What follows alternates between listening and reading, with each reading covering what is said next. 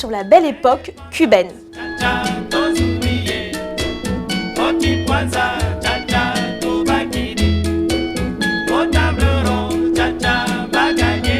Vous reconnaissez ce titre ? Il a fait danser toute la jeunesse africaine dans les années 60. Joseph Kabasele, dit Grand Calais, clame haut et fort l'indépendance nouvelle du Congo belge arrachée par Lumumba.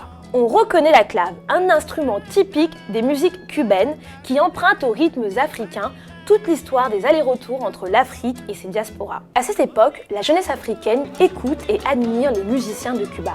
Celia Cruz, Johnny Pacheco ou encore la Fania All Star qui fait fureur à Kinshasa en 1974. Cette jeunesse-là partage avec les Cubains un patrimoine commun, culturel et même religieux. Elle voit aussi dans la révolution cubaine une résonance à ses propres combats pour l'indépendance des pays africains.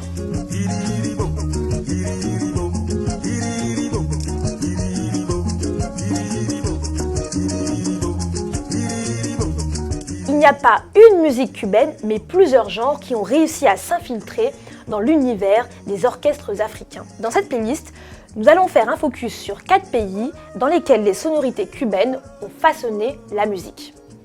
Au Congo, les sonorités cubaines sont très populaires dès les années 40.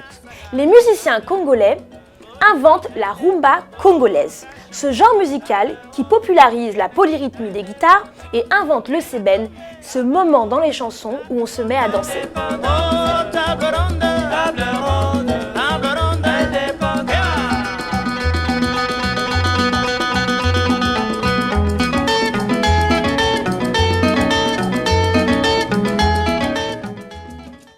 Les salseros sénégalais font leur renommée en chantant en espagnol le répertoire classique cubain.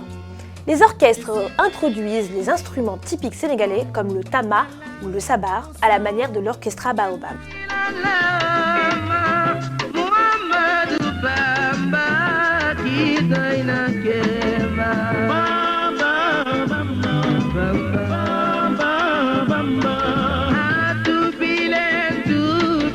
En Guinée, la musique épouse fièrement l'idéologie du régime communiste de Sékou Touré.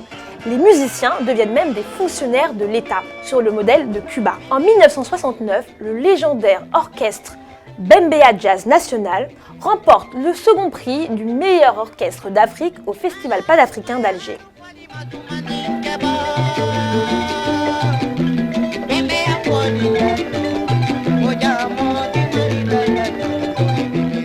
Au Mali, le régime de Modibo Keïta est allié à Cuba.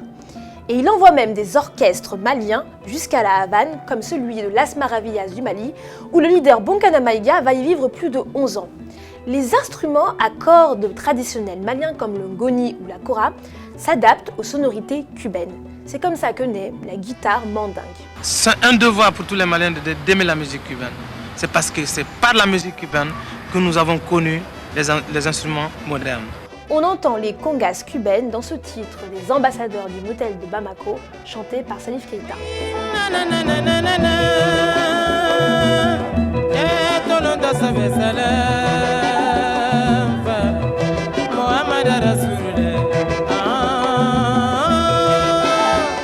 Au tout début des années 90, sous l'impulsion du producteur sénégalais Ibrahima Silla et de l'arrangeur malien Bonkana Maïga, se crée le groupe panafricain Africando.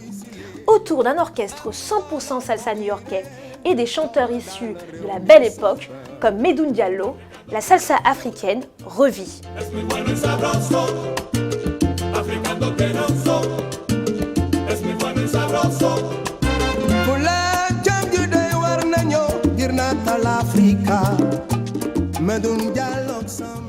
Cette chronique est dédiée à tous les salseros et au premier d'entre eux qui vient de nous quitter, Medoune Diallo.